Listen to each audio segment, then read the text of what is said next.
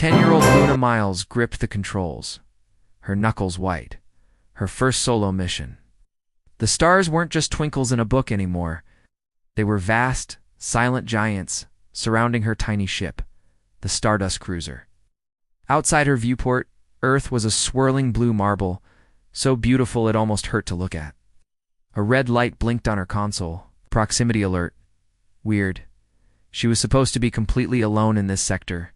She peered into the blackness, and that's when she saw it. A shimmer of light near an old, forgotten satellite. It wasn't a piece of debris. It was a bubble, a delicate sphere of energy, and inside, something was moving. Luna nudged the Stardust Cruiser closer. Her heart hammered against her ribs. Inside the bubble floated a tiny creature, no bigger than her hand. It had large, dark eyes and skin that seemed to ripple with soft, glowing colors. It looked lost and more than anything terrified. Luna's mission protocol flashed through her mind. Unidentified life forms report and maintain distance. But looking at the little creature, curled up and trembling, she couldn't. The bubble around it was flickering, fading like a dying ember. It was running out of whatever was keeping it alive. She had to do something. Throwing the protocol manual out the airlock figuratively, of course she initiated a gentle tractor beam. The bubble drifted into her cargo bay with a soft thud. Air hissed as the bay pressurized.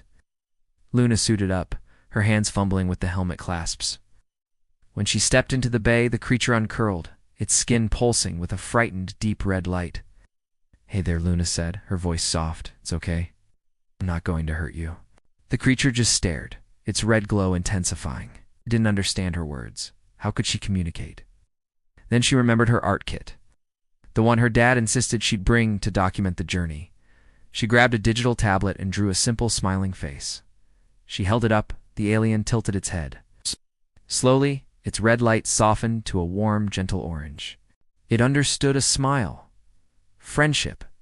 She pointed to herself.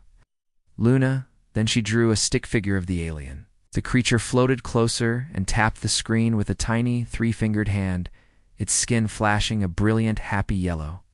She'd call him Pip. The name just felt right. But the bubble was still fading. Pip needed something, but what? Luna ran a quick scan. The atmosphere inside the bubble was rich in xenon and argon, gases her ship had in reserve for engine maintenance. But the energy signature, that was the problem. It was a unique bioenergy, and it was almost gone. She looked at Pip, who was now flashing a pale, sickly blue. Time was running out. Her ship's computer, nicknamed Cosmo, chimed in. Energy signature is decaying rapidly. Estimated time until total collapse. 60 minutes. 60 minutes. How could she possibly help him in 60 minutes? Frantically, she scanned the surrounding space. Where did he come from? The old satellite held no clues. He was just here.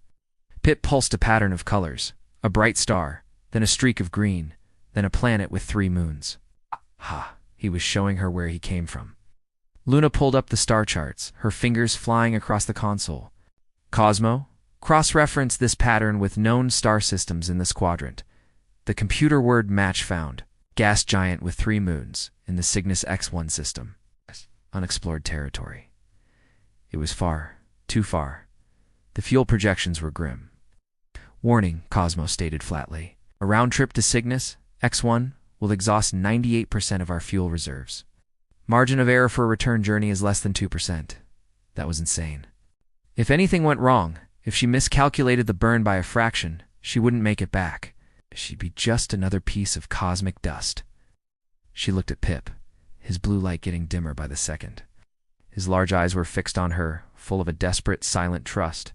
She couldn't leave him. Her own fear felt small compared to his. "'Kay, Cosmo," she said, her voice firmer than she felt. "Plot a course for Cygnus X1, maximum speed." The Stardust Cruiser lurched as the engines roared to life, pushing them deeper into the unknown. The journey was a tense blur. To keep Pip's bubble from collapsing completely, Luna had to get creative. She rerouted a tiny fraction of the ship's emergency power, channeling it through a modified plasma conduit aimed directly at the bubble. It was a delicate, risky maneuver. Much power, and she could rupture it. Too little, and it would do no good. She watched the energy transfer, her hand hovering over the controls. Pip's blue light steadied, then slowly brightened into a hopeful turquoise. He floated over to the viewport, pointing a tiny finger at a massive planet swirling with green and gold clouds. They had arrived. As they drew closer, a signal emanated from one of the moons. A soft, chiming melody of light and sound was a welcome.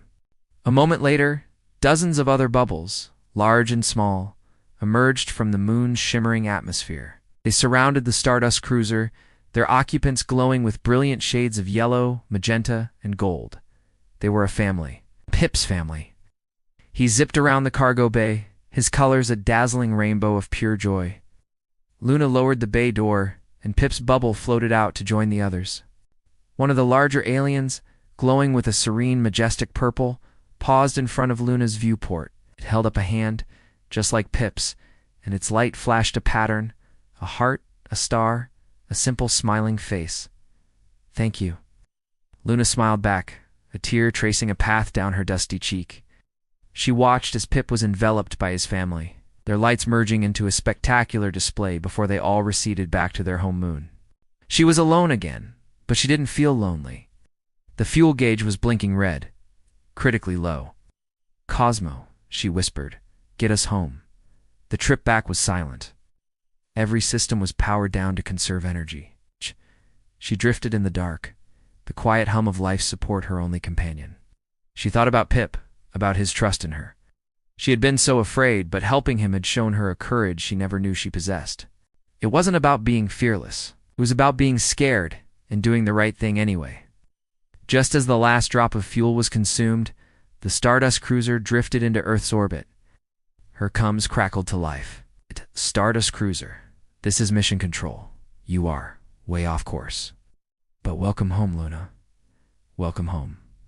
Luna leaned back in her chair and took a deep breath, the comforting blue of her home planet filling the viewport. She had gone to space hoping to see the stars, but she had ended up finding a friend, and in the process, found a part of herself she never knew was missing.